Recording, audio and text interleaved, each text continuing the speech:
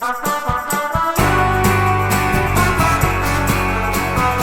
and welcome to Scriptmate, the podcast for writers who dream of seeing their words spoken by paid actors on some sort of screen. I forgot for a second that I'm on video as well because I was like just scratching my arm. That's good. I'm your host, Tim Schulberger, writer and founder of Write LA, which is a writing community and writing education and resources website. Joining me is a highly skilled and moderately opinionated writer, Tony Giambusso. Hello, Tony. Hi, Tim. You changed that opening. I like it. I've decided that every episode now is going to have a different adjective. Cool. All right. About your opinions. I'll hold you to that. Okay. Coming up in this podcast, we're talking opening pages. We'll discuss why they matter more than you think. We'll review some of the advice floating around out there. Often it's bad. And we'll offer our own suggestions, which will be good, based on reading thousands of scripts, because we have between us read thousands of scripts. So we come by this opening pages information honestly. I'll also answer some random questions. We'll do our movie moments and we'll throw in some Aussie trivia as well. So Tony, opening pages. Want to define what you think opening pages are? How many pages constitutes an opening? Yeah, so I think this is one of those topics that gets very prescriptive and really it actually ties into something we talked about before where I said, we're talking about opening pages. What is that, 5 pages, 10 pages, 20 pages? And your answer was exactly what my answer is. It's generally every script is different. Every script has their own rhythm. And it's just, that beginning part. Imagine yourself as a reader or you yourself are sitting down trying to judge a script, a song, a movie, a show, and the first 5 minutes, 10 minutes, right. are sort of, it's just that beginning part. Yeah. It's kind of the rhythm of it. Like some scripts take a bit of a slow burn and some of them jump straight in. Mm-hmm. Yeah. I mean, it also depends kind of on the genre a little bit too. Uh-huh. But and that's part of, we're already going to get into the information that we get. You will read a lot out there that clearly define what the opening pages are. Like your first 10 pages must be this. Mm-hmm. Or your first 5 pages must be this. Or, I mean, some like your first act must be this. Mm-hmm. We are both saying that is not something you need to worry about. Mm-hmm. Yeah, I think that also there'll be a misconception where they'll say your opening pages need to grab the reader. They need to steal their attention, which is true, obviously. But to what you just said about each script is different, each script has their own rhythm, each script has their own tone. Something as simple as the first 2 pages, super intense, dense action is not going to hook me. No. I'm going to look at it and I'm going to say that's a lot. Yes. And I think you've talked about this a lot, and I'll let you kind of say it in your own words, but you talk about like the businessman on the phone. I forget how you say it, but like, when I'm thinking of that, I'm like, opening your shot of a baby crying is one thing. The opening shot of a businessman in a $1,000 suit on the phone crying, I'm now saying, well, what does that mean? And in a very simple, definition of drama, somebody, I forget who said it, but they were like, it's just throwing balls in the air and the drama is just waiting for them to fall down. And your drama might be, is this planet going to die, or why is this businessman crying? Well, I think part of it is, if we may have a brief discussion on the purpose of your opening pages. Yeah. And I know you're probably thinking, well, I know what the purpose of the opening pages is. It's to start telling my story. Sure. But I think it's also, it's seen, I think you need to see it in a slightly different context in terms of what you're trying to achieve because understanding that your opening pages are going to be read by someone in the industry, hopefully, or someone in a competition, or someone who has the potential to do something to amplify this script or move it up the totem pole or move your career up the totem pole, whatever. But there's a purpose to it. So if you think about the people who are reading this script want to see something in this script that will allow them to move this script further down the chain. Mm-hmm. So if you think about it in those terms and less about I'm telling the story I want to tell, it's helpful because it's like, okay, I have to engage the reader. I have to engage an audience quickly. My purpose is I'm not just starting the story, I'm also showcasing my talent. And not just my talent, but my command of craft. It's that I understand movies or TV shows and how to write them and how to make them. You're kind of sending a lot of subliminal messages to the people reading, because the other part of the purpose, sorry, I'm going on too long, but the other part of the purpose is also understanding who's reading your script and the context of how they're and the context in which they are reading this script. And I like to say to people, because I got this from people like Sean, our literary manager, who, if you haven't heard that podcast, go back and have a listen.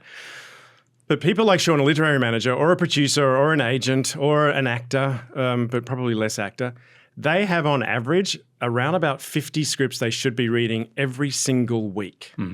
I'll say it again, 50 scripts every single week. Now, many of those scripts are over 100 pages long. Do the math. The idea that they're going to read every single script all the way through every single week, and then also the script by you, who they've never heard of, and they're going to read that with the full attention all the way through when they're reading their clients' scripts, where they're reading new scripts for talent that, you know, a new draft of something or whatever. It's naive to think that they will pay your script absolute attention from, you know, the beginning, which means you get a certain number of pages to kind of show your stuff and to show that you've got a command and that it's worth their investment of time, which is limited, to keep reading. Yeah, and I think the way to approach writing them. So what do? I don't do something crazy. I don't make it boring. It's like, well, what do you do? And I think first thing you do is oftentimes the first scene is the thing that the first thing the writer thinks of. They think of a movie starting in a way. They think of an idea, an image that sort of drew them in to the script in the first place. And you have to be willing to part with that, because I think what your opening is going to be some sort of reflection of your ending. You're ultimately going to look at the beginning. Go on, yes. Well, I think it's like, you know, we talked about this before. Who's your character at the beginning? Who's your character at the end? And then the movie is everything that happens in between, right? Yeah. So if you're some idea of some dramatic question or a character or something that is at the beginning that is reflective, whether it's a mirror, whether it's an image of how the whole movie is going to go. And I think what that does is it puts the reader in your movie, as opposed to, oh, I'm writing 5 pages of backstory. This isn't the movie yet. Right. The movie starts on page 20. And that happens so much because we create all this fun, we do all the work. We create this fun backstory for our characters. And then we say, well, I want it to be in there. Right. Or they're not going to understand, the audience isn't going to understand how important this is unless I put the 15-page montage that tells about the character's life. Yes, it's a fear thing too. It's like, if you don't understand who this character is, you're not going to be engaged in this story. So I'm going to have to throw a whole bunch of stuff in at the beginning in order to get you on board, which is the reverse of what you should be doing. Yeah, start with a character doing a thing in the world, however that works for your story, your genre, and then catch us up, and then let us figure those things out, in pieces. And I think when you're doing that effectively, you're communicating to the reader that this is the world that we're in, and these are some questions that are going to be asked, and here's a character that you're going to follow and care about, and that's all they need to get to page 6, 7, 8, 9, 10, because you don't have to say, here's all the reasons, here's the whole movie in 5 pages. No. You just have to say, trust me, there's some really cool stuff coming, and you're just doing that, and then they want to read forward. Because the best scripts that I read, in the Write LA contest, I just say, just give me a character that I can, like, not when I say root for, I don't mean they have to be, altruistic or moral, right? Or heroic. Just a character that I'm following, that I'm somewhat wanting to understand, and I want to see what happens to them, whether it's a person or a mouse, Right. Well, that's a good point, because it's also give me an idea of whose movie this is. Too, because you see a lot of scripts that, because they're so full of backstory, or they're so full of, I've got to introduce all these characters so then they can kind of weave in, or you'll see how I weave them in later on.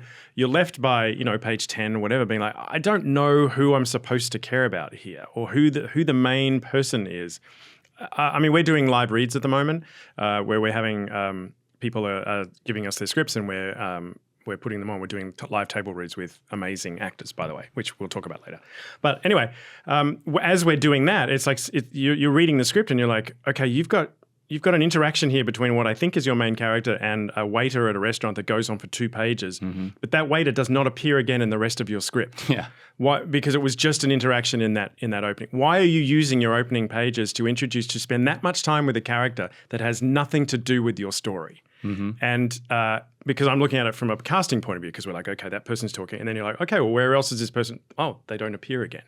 And this is part of the drafting process. It's okay if your first, I've done this where my first 5 drafts had that waiter. And then we keep saying, someone will say, you know, it's a little slow. It picks up really around here. And then I go, well, wait, why don't I just cut that character? Or what if I figure out, that's our job, right? To figure out a more creative way to get that information out. Or the big question, which this goes for your entire script, is, do I need that information? Right. And I think it's fine to write it in your early drafts because you're trying to figure out what the reader needs. And oftentimes the reader will, if you're getting, this is why feedback is so important, because they'll say, oh, I didn't understand this. And you say, okay, now I got to put some more context in here.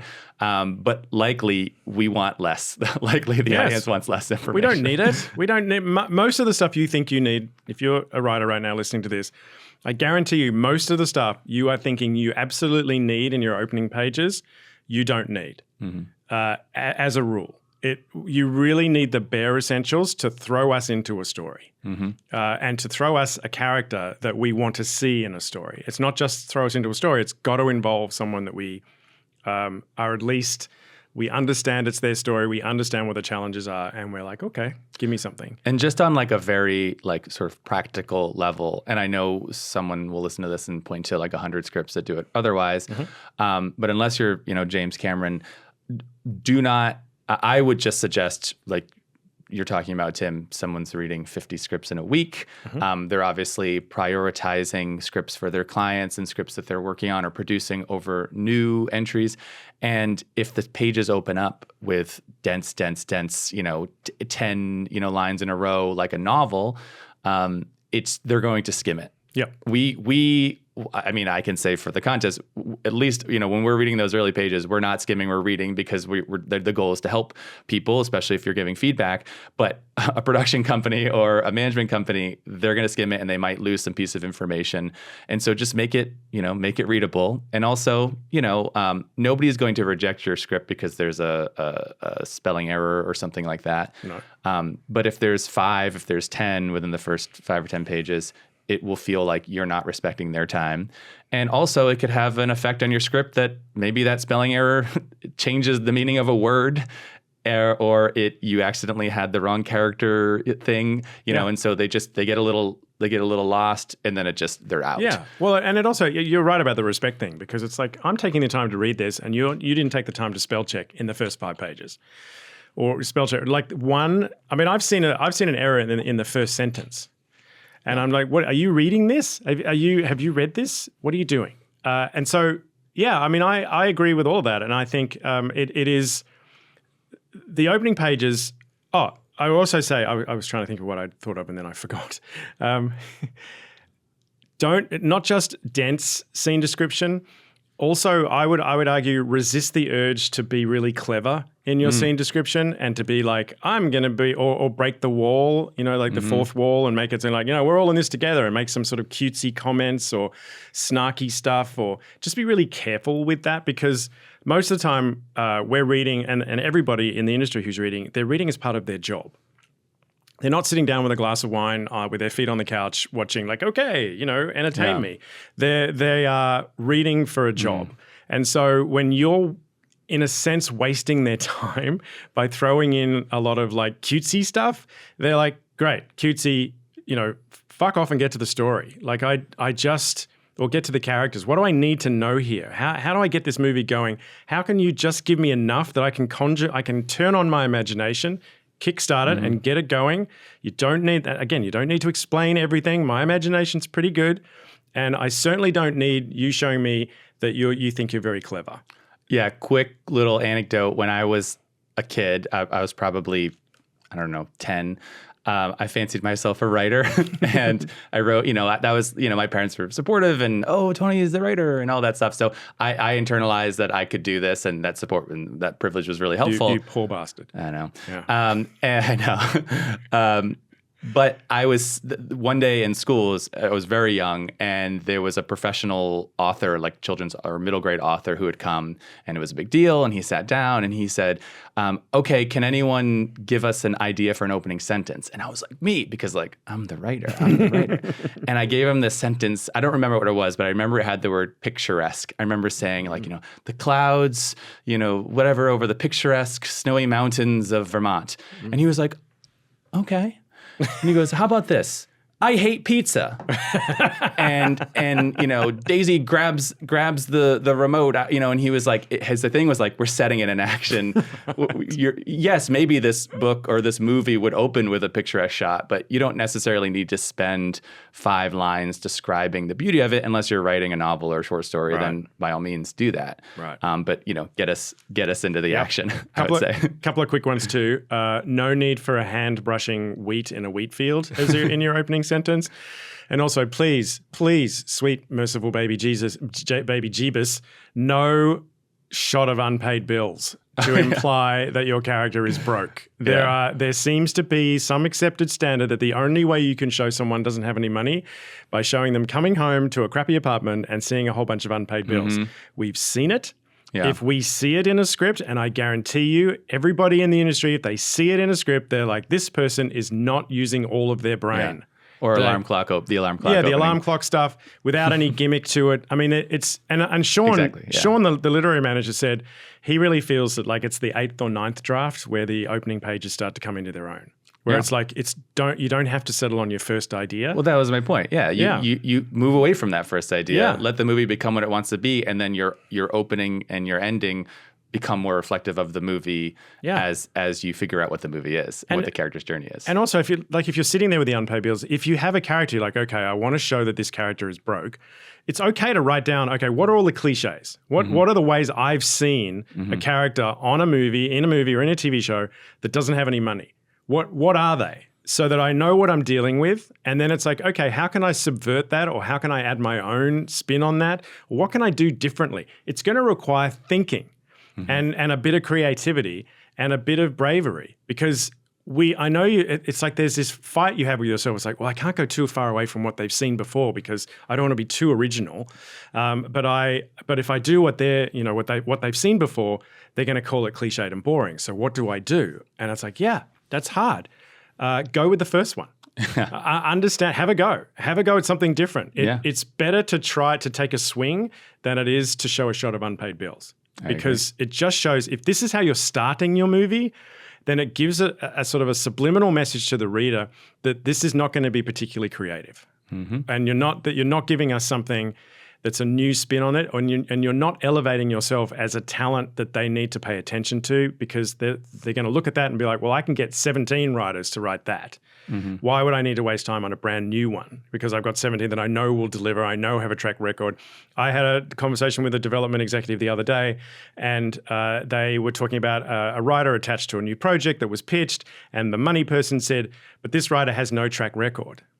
And that's going to make it harder for us to sell and to set up at a studio, because you've attached a writer that has no track record. So understand, this is the way the industry works. So they have to fight extra hard to launch someone new. So make their life as easy as you can. The opening pages are really important. You are sending lots of messages. You are showing your stuff. But, and this is quickly, there is some advice out there that says you've got to have something dramatic on every page. You've got to have something huge on, it's got to be, bring all your best stuff, shove it into your first 10 pages, and then let's see what happens. I would argue, no, you don't need to do that. There can be quiet moments in your first 10 pages. It doesn't have to be all loud. It doesn't have to be all non-stop story. It is just crafted. You're just showing craft. And that's not, it doesn't have to be enormous. I mean, yeah, you're showing me something. I think there was a script I don't know when I read it, where I read it, but it was like a father and a young girl, and they were doing DoorDash or Uber Eats together. And that's just like more unusual thing at the time. You don't usually see sometimes you see couples, but you rarely see like a little kid, and they were just walking around and they were having a tough time, and not a ton was happening. And then an alien ate their head off. But I was so invested because I was so curious about what's the situation of this thing. So it was quiet, it was thoughtful. They were just moments. They weren't these big things, but I was definitely leaning, and it was well written and thoughtful and all of that. So so plenty more to talk about with opening pages and all of that stuff. But for now, I think we summed it up pretty well. I want to hear a movie moment you might have for today. Yes. And by the way, if you have any questions, feel free to, or follow-ups, feel free to email us. Oh, we love reading your questions. We do love reading your questions, and we love reading your opinions. Tim@right-la.com. Tim@right-la.com. Movie moment. What did I have for the movie moment for this one? I tried to watch over the weekend. I tried to watch Saturday Night because of SNL. Yeah. The SNL 50th. Saturday Night was about that. I got 10 minutes in and I was like, this isn't a movie. And I turned off and I watched Darkest Hour because I felt like watching Gary Oldman as Winston Churchill. I don't know why it popped into my head, but it did. But watching those two films back to back, like the first 10 minutes of one versus the first 10 minutes of the other, speaking of opening pages, was fascinating because Saturday Night, you watch it and it's like, there's no movie here. This is just a ticking clock and a bunch of actors trying to play real life characters, many of whom are still alive. There's no sort of story structure. It's just, we've got to get this show on TV. Isn't this wacky? And it could go horribly wrong. It's very disorganized. It might have been nicely shot, might have been nicely acted, but I'm just sitting there like, why am I here? Well, like, what is this? Then you flash it over to the Darkest Hour and you've got Winston Churchill, who's not yet prime minister. And you've got like constitutional crisis within the English government and they're picking, and it's like, well, we can't pick that guy. They don't even mention his name. They're just like, well, I have to resign because, war is coming and I wanted to make peace with Hitler, failed. I'm going to have to go. Who are we going to get to replace me? And they're all looking at one another like, we can't, can we? No. And then you cut to this dude who's in bed, smoking a cigar, quoting, with a new secretary, and you're in 10 minutes. You're like, this is this obnoxious character who's going to try to save England during their darkest hour. And the contrast between the two was fascinating. Yeah, I find that there's some movies that are almost more performance pieces than they are movies. Yes. And sometimes it works and sometimes it doesn't. I haven't seen it yet, so I can't judge it, but I feel like that has been a general criticism of that. Yeah, it's not a movie. Yours? For me, it's I watched The Substance. Oh, yes. And I am not a big fan of body horror. Although this isn't torture porn body horror like Saw, it's more it's things that don't really exist, like a woman climbing out of another woman's back. Like it's clearly, Wait, that doesn't exist? Okay. If you've seen it. But so what I really appreciated about that movie is that it had one thing to say and it was not shy about saying it. And then it just said it over and over and over again, but in heightening ways. Okay. So I feel like a lot of movies that I've been watching recently, they come out with these big ideas, these big themes, which is fine. Have all the themes and ideas you want, but they don't necessarily even investigate those themes. You don't have to come to an answer on those themes, but they don't even. It's like a chef who like has all these cool ingredients, but then doesn't cook with them, and you're like, well, you just want credit for having them, but you didn't actually make anything. Right. And so what I liked about The Substance was it was the inverse of that. It was like, here's the theme of the movie, and it's not going to be episodic. It's not going to be linear because we're just going to keep going. And that is the very quality of the movie that I think the people that didn't like, it got a little crazy at the end there. But I love that, and again, the opening shot and the ending shot of the movie are the same. They're the same shot, but then there's different action that happens within the shot. And I really appreciated how the movie wasn't trying to be, in its attempt to like not be edgy and provocative, it was edgy and provocative. All right. I haven't seen it yet. I did try to watch Emilia Perez, but the less I say about that, the better. Okay. Let's do some listener questions. As we said, we love to get your questions. We do. Okay. Here's a question. How do you keep Act 2 from sagging? I always feel like my scripts lose momentum in that section. That is the greatest question in all of screenwriting. I don't think there is a writer that exists who has ever written anything for the screen that doesn't have that question and does not have an easy answer for it. It's hard. And I've written scripts where people are like, man, the first 20 pages were amazing. And then, and then the end was fine. But it was like, Yep. live reads are a great thing to do that. I don't mean to keep hitting up live reads, but it's really fascinating when you hear it because the crowd, especially in front of an audience where it's like the opening pages, everybody's like, yeah. And then you feel the audience settle and you're like, oh no, Yep. we're in the middle. We're sort of drifting off now where it's like, oh. So I'm agreeing with the question while covering and hoping we run out of time before I have to find an answer. I don't know what the answer is. It is hard. Yep. It is the middle is really challenging.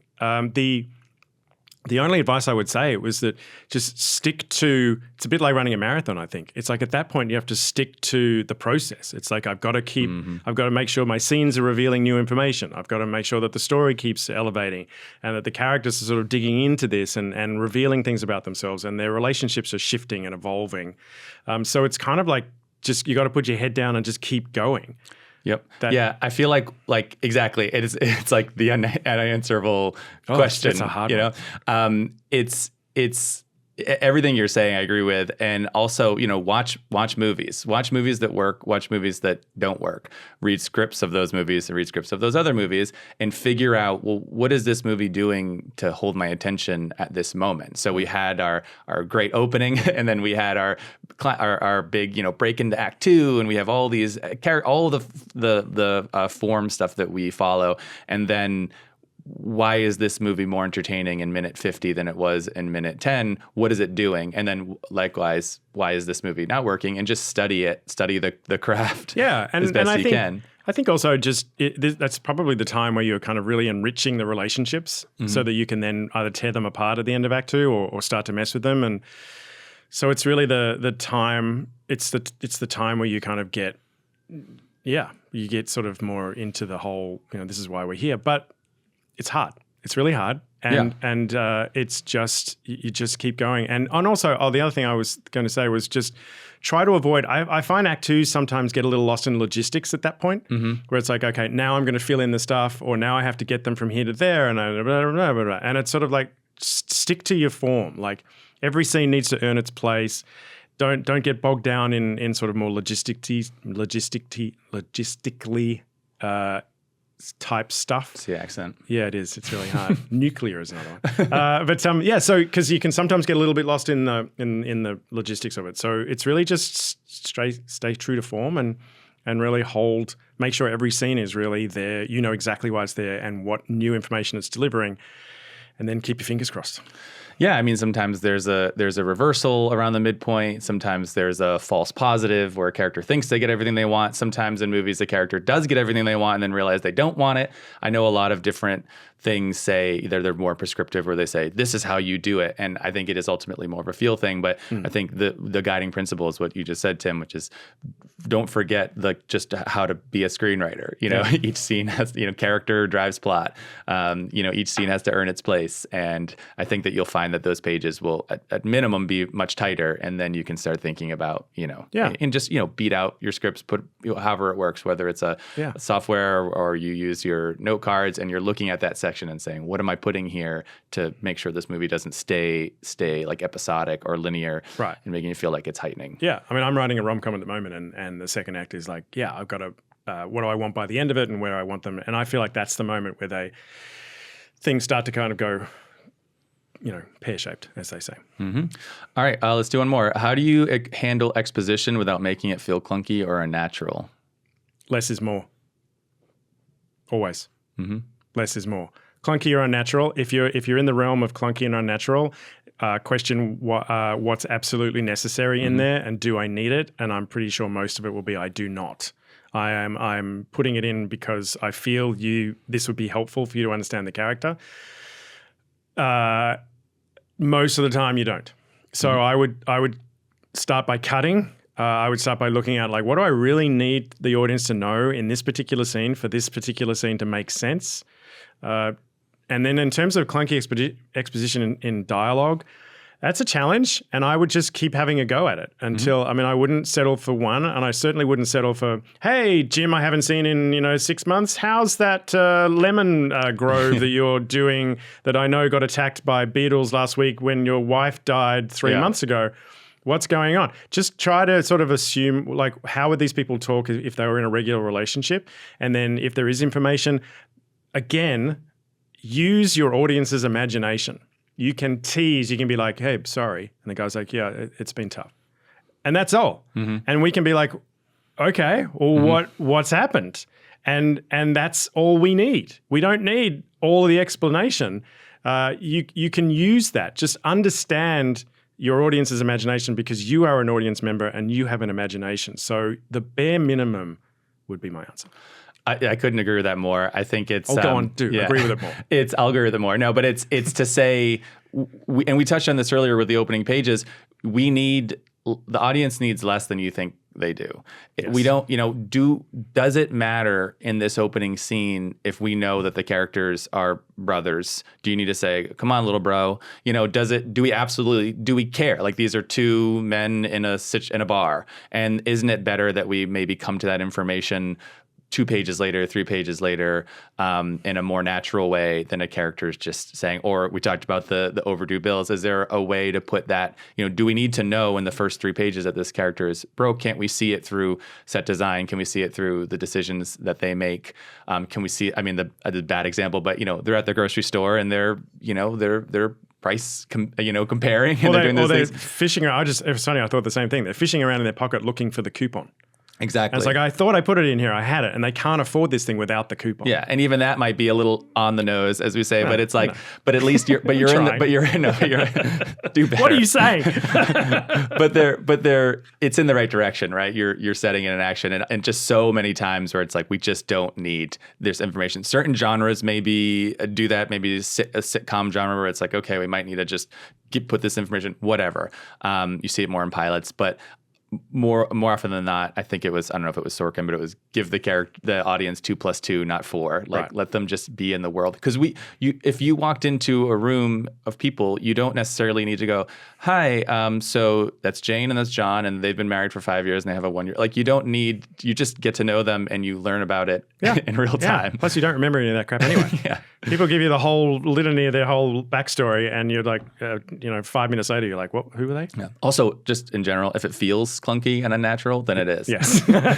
Trust yourself. You're working hard as a screenwriter. Like, trust yourself. You're your best judge of character, and or get notes and ask someone to say, and then if someone says no, that's fine. Like, that's actually okay. Then go for it. Yeah. But you should workshop it. Yeah.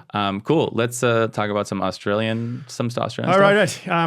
There was a movie called On the Beach that was shot in 1959 in Australia. Yeah. It's from a Neville Shute novel. It was about, basically, it was the first book about the end of the world, nuclear holocaust, and the idea that it affected the rest of the world, but Australia was sort of the last place that wasn't affected.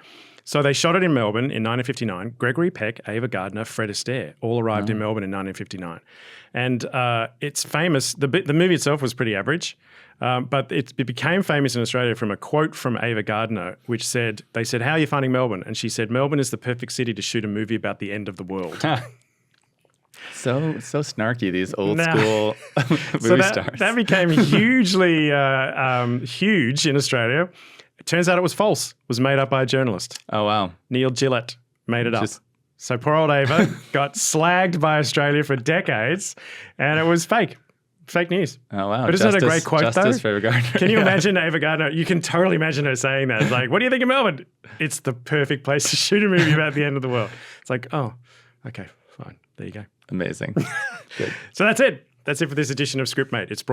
We are brought to you by Write LA, a screenwriting community. You can visit our website to get more tips, helpful information, read articles, watch videos, learn all about the ways we can help improve your command of craft and prepare for a professional writing career. Go to write-la.com, write, WRITE-LA.com for all the details. Our theme music was written and performed by the Australian band The Swarm. Big thanks to them. And our beautiful graphic was designed by my talented daughter, Claire Schilberger. Thank you to her. Thank you to you. Thanks for listening. We are grateful. And if you have a question, you can email us, tim@write-la.com. We'll be back soon, but for now, say goodbye, Tony. Goodbye.